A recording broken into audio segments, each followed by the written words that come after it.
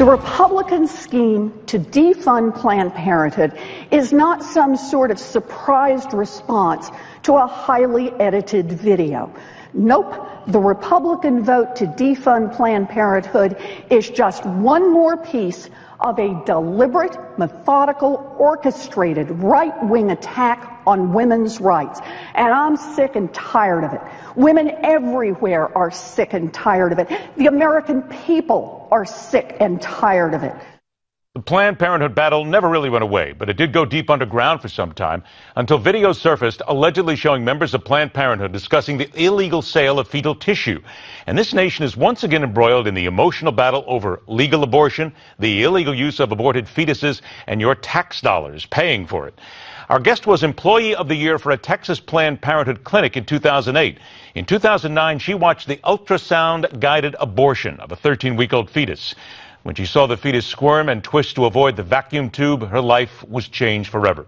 She is now a staunch activist against abortion, author of Unplanned, the dramatic true story of a former Planned Parenthood leader's eye-opening journey across the lifeline.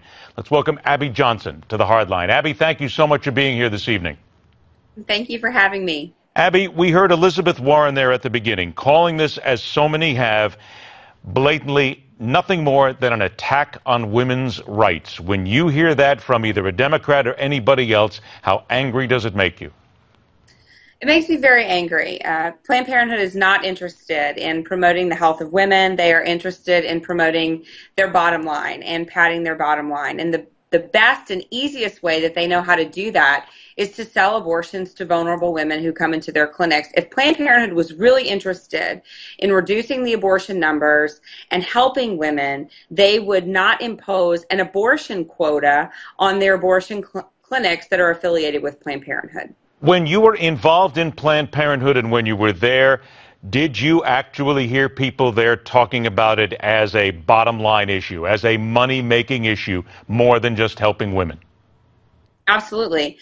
We were given a directive to increase the number of abortions, to actually double the number of abortions that we had performed in the previous year.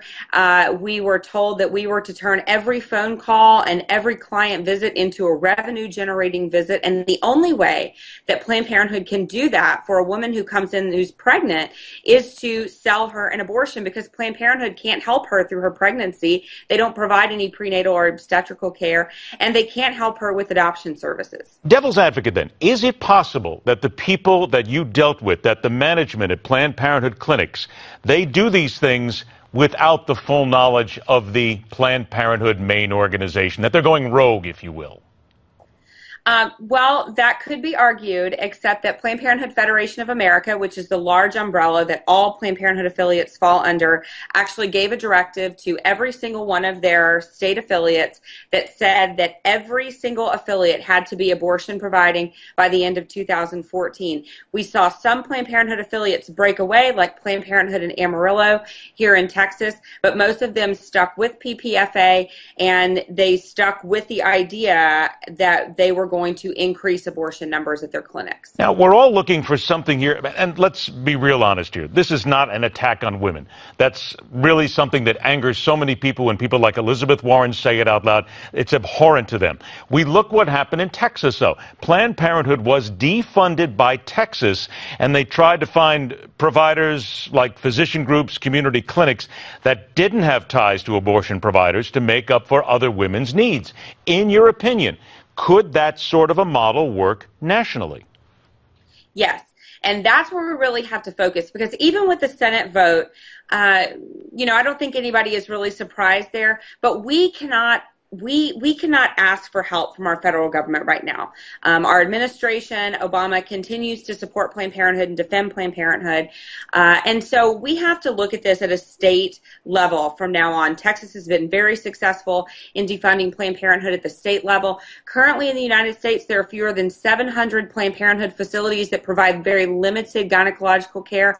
There are almost 10,000 federally qualified health centers that provide comprehensive health care for men, women, and children, and that's where we need to be sending women who need health care. 30 seconds left then. You would say that Planned Parenthood does some good things. It still does. But it's the manner in which they do it. It's how they do it. And it's what you witnessed yourself, which just makes it too much of a shady organization, yes? Yes, it doesn't matter how much good they do. They killed 327,000 babies last year, and they provide shoddy health care for women, and women deserve better than Planned Parenthood. Do you think that the government will have a chance to do something, or are the Republicans just in a long fight that they can't win right now? I think we're in a fight that we can't win at the federal level, but I think hopefully after the next election, the 2016 election, we will have a large turn of events, and we will be able to actually defund Planned Parenthood at the federal level. And the fight goes on. I want to remind everybody once again that Abby's book, which is just riveting in so many ways, Unplanned, the dramatic true story of a former Planned Parenthood leader's eye-opening journey across the lifeline. Abby Johnson, thank you so much. We'll look forward to speaking to you again. Stay with us. Telling It Like It is next on The Hard Line.